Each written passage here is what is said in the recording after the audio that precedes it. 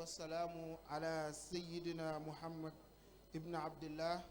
wa ala alihi wa sahbihi wa man wala. mbokki jullit yi ñi ngi sant sun borom subhanahu wa ta'ala mi nga xam ne moom moo wax ci alquran ju tedd ji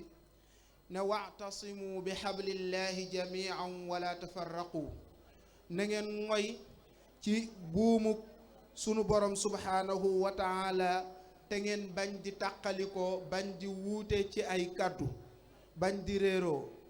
ñu gis Abdullah ibn Mas'ud di ñu wax ne buumug yàlla googu buñ la ko bëggee tekkeel mooy ànd ci ak booloo. mu dellu waxaat ne wa anna hazihi ummatukum ummatan wahidatan wa ana rabbukum fattaquun. yéen xeet wii de lii de benn xeet ngeen te man maay seeni boroom na ngeen ma ragal man yàlla maay seen boroom. kon gannaaw loolu ñu yonente bi sallallahu alayhi wa sallam waxaat ci xadis ne inna allaha taala ya'muru bil ulfati wa yanha anil furqa li anna al furqata halkatun wal jamaatu najat. mu ni sun borom subhanahu wa taala day digle ak booloo akuk ànd di tere ak tàqalikoo ak bedd konte ndax tàqalikoo alkande la ànd nag ak mucc la yàlla nañ ko yàlla defal. mu waxaat ne kuntum xayra ummatin uxrijat linnaas ta'muruuna bil ma'ruf wa tanhawna anil munkar wa tu'minuuna billah. mu melal ñu ci aaya bii ma doon jàng léegi ne maanaam jullit ñi ci boppam ñoo gën ci xeet wi. gënal googu ñu gën ci xeet yi nag li ko waral mooy lan yii la làmboo mooy ñu digle lu baax nañ àndandoo di tere lu bon ak gëm yàlla suñu borom subhaanahu wa taala. loola lépp nag li koy symboliser mooy day tegu ci ak ànd akuk booloo ak dajale suñuy kàddu. looloo tax mbokk jullit yi war nañoo xam ne suñ borom subhaanahu wa taala waxuñu ne ñëpp ku nekk na bàyyi ñu bokk lenn ni ñuy xalaatee. loola yàlla ci boppam namm ko ci ñun mënuñoo bokk ni ñuy xalaatee waaye dafa namm ci ñun kenn ku nekk am na nooy xalaatee am nga nooy gisee waaye dañuy boole xalaat yi ak gisin yi. moo tax naanukaay yi dañuy gis ne ak li nga xam ne moom la ñuy tuddee yoon yi jëm ci sunu borom ni mu wuutee loola daf fii des fii lañ ko fekk fii lañ koy bàyyi ba saa di taxaw. kon kenn mënta dox dindi lu mel noonu waaye nag li mën a nekk mooy ñu mën a booloo ci jubluwaay ak liggéeyal l'islam malgré li ñu am ci ay wuute ci ay yoon yi ñuy jaar ak ay yoon yi ñuy sóobu. waaye li am solo mooy dëgg gi ñuy wër ñun ñëpp benn dëgg la mooy xidmatul islam mooy liggéeyal l'islam ak tasaare ko ak aar diine suñu borom bi subhanahu wa taala. ci loolu la saayir bi di wax ne ibaratuna shatta wa husnuka wahidun wa kullun ila zakal jamali yusiru. ñun ñëpp suñuy wax dafa wuute waaye benn taar rek lañ bokk jublu ñun ñëpp mooy taaruk alquran karim taaruk tasaare l'islam. looloo tax ne ci panel yi nga xam ne dinañ ci ñëw daaray Kokki taxawaloon na ko boole ceeg mbooloom l'islam ñi nekk ci réew mi yépp. ñu gis ne ak booloo am na tomb yoo xam ne faw mu tegu ca pour booloo mën a am. bokk na ci tomb yooyu mooy li ñuy tuddee pas-pas. il faut que ñu bokk pas-pas ndax ñun ñëpp ñi nga xam ne dañuy wuyoo l'islam suñ borom subhaanahu wa taala la ñu gëm. ñaareel bi mooy nañu bokk liggéey bi mooy lan mooy dañuy dimbalante ci li nga xam ne ci lañ ànd li nga xam ne dañ cee wuute kenn ku nekk nga nangul ci ngànt ci sa morom. bokk na ci yooyu li ñuy tuddee wahdatul masdar mooy ñu bokk naanukaay. képp koo xam ne da ngay woote ci lislaam defe naa sa delluwaay gi da mën a mag mooy alquranul karim ak sunna yonente bi sallallahu alayhi wa sallam. ñeenteel bi mooy ñu bokk jubluwaay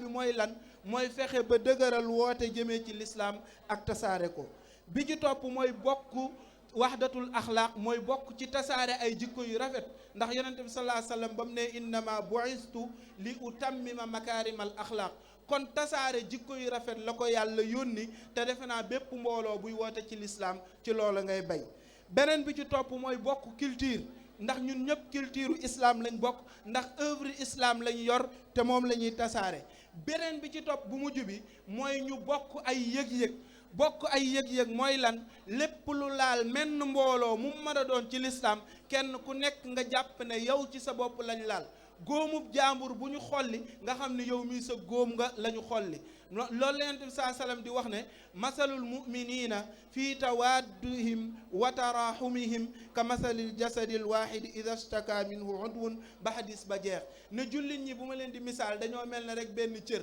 benn jëmm ci yaram cër bu ca metti rek yaram wi yëpp lay jàpp kon bu fekkee mbooloo mu nekk ci lislaam jàppee nga sa bopp noonu ak ñi nga bokkal tool bi di bay bu soobee yàlla ànd bi ñuy bëgg dana am ci loolu noonu moo tax association bi nga xam ne ñoom ñoo génnee daaray Kokki ci njiital Serigne Bàcci Diop dañoo taxawaloon premièrement def ay ziyaaraat ak ay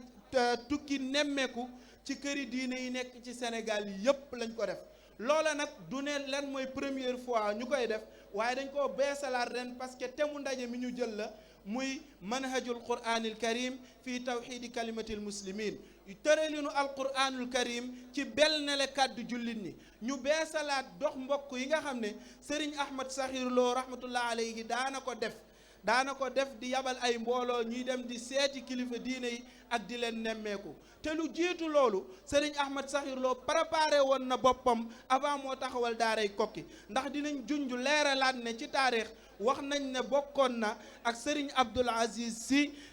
daara ak Serigne Alpha Mahmoudou Seck daara ak Serigne Abdoul Ahad Mbacke daara ba ñu bokkee jàng ñoom ñëpp kenn ku ci nekk naw nga jikkoom naw nga doxalinam ba mu sancee daaray Kokki jël nga sa njabootu bopp ak say sët nga indi leen fii ñu bokk benn naanukaay bokk na ci misaal yooyu ñu doon joxe ñi fi jiitu woon ba ci tey Serigne Ahmad Sakhir Lo ni mu daan doxalee mooy képp koo xam ne kilifa nga bokk nga ci mbooloom l'islam jiite ko ci réew mi diir bi ngay def ci daara ji ba keroog nga fiy jóge yaay jiite julli ak moo mën a sol ci l'islam loola ay wane la yoo xam ne Serigne Ahmad Sakhir Lo daf ñu ko daan wan pour ñu mën di bennoo moo tax délégation yooyu ñu yónni woon bokk na ci maanaam ñi nga xam ne demoon nañ Touba ba ñu demee Touba sax ci Serigne Mountakha Mbacké yàlla na ko fi yàlla bàyyi lam ñu wax sax dafa gën a sori ak relation daaray Kokki ak Touba ndax sëñ Mountakha Mbacké daf ñu ne ba wayjuru Serigne Makhtar Naar Lo mii rahmatullahi alayhi génne àdduna moom la ñu yónni woon mu ñëw Louga di jaale si ba mu koy jaale si mi ngi àndoon ak doomu boppam tey jii mi ngi teew na ci mbooloo mi muy Serigne Koso Mbacké ku nekk xam nga ko mu jàpp ci loxoom doon ko indi Kokki jaar fa di jaale mu wax ko sëñ Ahmad Sakhir Lo mu ne ko jarul nga koy yóbbu bàyyi ko incha allah man danaa ko yóbbul sama bopp kon loolu yaakaar naa bari na lu muy junj Tiwaawoon gii bañ fa demee keroog Serigne Aboubacar Sy Abdoul Aziz dalal ñu génneel ñu ay téere waxtaan ak ñun ci daaray Kokki ak magnifier liggéey bi nga xam ne daara ji mi ngi koy def ndax kàddu yëpp benn la koo ci dem ci ñoom danaan la daara ji da ngeen fa toog di liggéey waaye la ngeen fay defal ñëpp ñun ñi ngeen koy defal bañ fa ñëwee tamit ca Zawiya ba imam Ndiaye mi nga xam ne dafa bokk ci imam ya produit wu daaray Kokki la loola tamit am na leneen lu muy wundu ñu dem Thiénaba Serigne Cheikh Ahmad Tidiane Seck bu Thiénaba dalal ñu waxtaanal ñu bëggul woon sax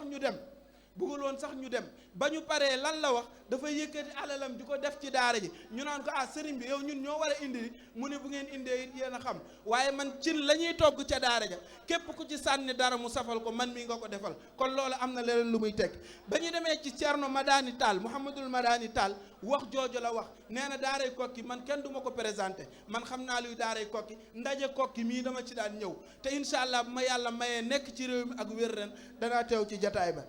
niki noonu loolu moo tax ba ñu demee même ba ci imam ratib bu grande mosquée loolu la wax dafa ne man de sëñ yéen a ngi ñëw di ma présenté daaray Kokki te xamu leen Serigne Makhtar Naar Lo sama nijaay la ñu koy yóbbul ñaanu sëñ bi ak yónnante mu ni maa ngi koy ñaanal di taxawu daara ji ñun dañoo nekk ay imam di jiite waaye liggéey bi nga xam ne moo nekk ci terrain bi yéen waa daaray Kokki yéen a ñu ko defal kon ci loolu moo tax avant ba ñu defee ziyaaraat yi ba noppi dañoo woote fële ci Ndakaaru association bi taxawal benn panel boo xam ne thème bi moo doon lan manhajul quraanil karim fii tawxiidi kalimatil muslimin mu la méthode du Saint Coran dans l'unification de la communauté musulmane dégg nga tëralinu alquran karim ci luy benn la jullit ñi bañ ko defee nii la thème bi tëddee woon danañ ci tudd lenn waxtaanee nañ ca thème ba waxoon naa ko fi sànq borom xam-xam yi ci réew mi yépp invité leen ci ñi yëngu ci wàllu société ñi yëngu ci wàllu diine ak ñi yëngu ci wàllu yar ak leneen bokk na ci thème yooyu ñu fa doon aborder mooy biniyatul mujtamay Sénégal yi bayna aliyaati tamasuk wa awaamil tafkik maanaam société sénégalais ni mu ko tabaxee ci maanaam lan moo ko war a boole ak yan lañu war a moytu ba mu koy tàqale ki doon aborder thème boobu mooy borom xam-xam bu mag ñun ñëpp ñu xam ko di sociologue muy docteur Djibi Diakhaté ñu jëlaat comme thème expérience bi nga xam ne tariqa yi ci Sénégal am nañ ko pour benn la jullit ñi ñu joxoon Serigne Cheikhouna Mbacké Abdoul Wadoud mu tereteel ñu thème boobu ñu amoon beneen troisième thème muy expérience u maanaam association islamique yi fi sampu te tënkuwuñ ci benn tariqa ñu joxoon ki ñuy wax professeur Makhtar Kébé mu tereteel ñu thème bi li ko jiitu lu ñu tuddee maanaam bennoo jullit ñi ci alquranul karim nga xam ne docteur Ahmad Lo moom moo ko waroon taxawee ba ñu demee ba war koo def ca suba sa ab tukki bett ko ñu jox docteur Sidi Yahya Ndiaye mu teretal ñu thème boobu bañ ko jabee bi ko mujj mooy bi nga xam ne exemplarité daaray Kokki ci benn la jullit ñi ñu jox docteur Moustapha Wayal mu defal ñu ko kon wax dëgg yàlla thème boobu nekkoon na thème bu ama solo ñëpp rafetlu ko bépp kilifa diine teewal nga fa sa njaboot nga yónni fa sa ndaw dinañ ci tudd rek xalif général bu Thiénaba bi ñu doon tudd léegi nga xam ni ki yor kàddoom la yónni ci ndaje mooma boole kook doomi boppam bu mu jur kon xam naa la mu doon def loola wane na ne loola ñor na ko Serigne Cheikh Ahmad Tidiane Sy Al Amin jël fa kàddu teewal fa al usra al malikiya fi Tiwaawan nekk tamit moom it boroom xam-xam nekk gëstukat kon noonu lañ taxawalee woon loolu pour maanaam gën a magnifier bennoo jullit ñi xam ne l'islam bennoo moo ko jig tàqalikoo daf koy néewal doole suñ borom subhanahu wa taala day wax ne wala tanaza'u fatafsalu wa tazhaba rihukum bu leen di xëccoo wala ngeen di xëxalante bu ko defee seen doole daal di néew ku leen bëgg a mën a dooneel ku leen bëgg a néewal doole day am yoon kon ba ñu bañ a guddal ci gàttal association bu ñi nga xam ne ñoo génnee daaray Kokki ñu ngi wootewaat ak bennoo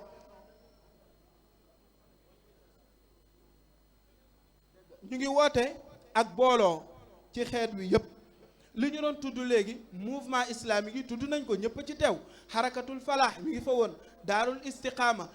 ku ñu tudd léegi dañuy jub mënoo fee laal benn maanaam pàcc ci réew boo xam ne ci réew mi boo xam ne day gëstu ci wàllu diine te teewuñu ndaje mii ma doon wax donc kon ñu ngi woote ci ak booloo ñu ngi wootoo ci ak bennoo ni ko Serigne Ahmad Sakhir Lo daan wax defe naa kàddu gi rek su ma ko waxoon doy na sëkk ne bépp kilifa bu jiite mbooloom islam ak mbub moo mën a sol boo nekkee ci daara ji yaa xam ñaata fan nga fiy def yow yaay jiite ba keroog ngay ñibbi donc kon bu ñu bëggee nag mbooloo moomu mën a am bokk na ci li ñu tënk mooy il faut que ñu sàmm yii may bëgg a tudd ñeenti mbir bi ci njëkk mooy ñu xam ne wuute ak xëccoo amul benn résultat bu muy joxe lu dul mën a néewal doole jullit kon nañ ko moytu beneen bi ci topp mooy ñu taxawee lu ñuy tuddee al furud al kifaiya il faut ñuy jàngale il faut ñuy woote ci l'islam bu ñu toog rek korosé suñuy loxo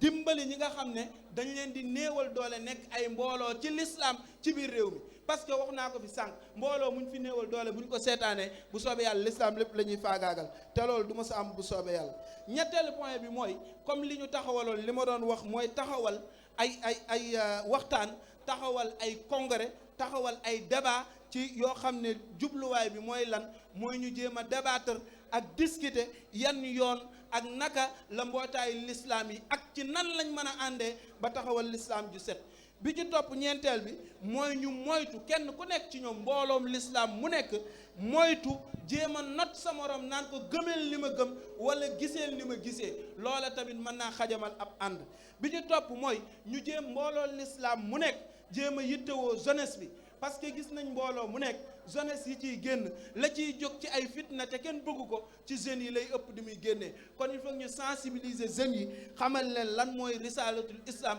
parce que ñoom ñooy la génération future bi mujj bi mooy kenn ku nekk ci ñun kenn ku nekk ci mbooloo mi nga bañ a taxaw bëgg a forcer ka ca des pour muy doxalee saw doxalin loola tamit day xajamal ab ànd nañ ko moytu wala nga ne ko il faut nga dugg ci sama système wala nga gëm ni ma gëmee loolu day xajamal ab ànd kon loola mooy li ñu waxoon dañ koy jottali ñoo ngi jéggalu bu ñu guddalee wa sallallahu ala sayyidina muhammad wa ala alihi wa sahbihi wa sallam wassalaamu aleykum wa rahmatullah wa barakaatu.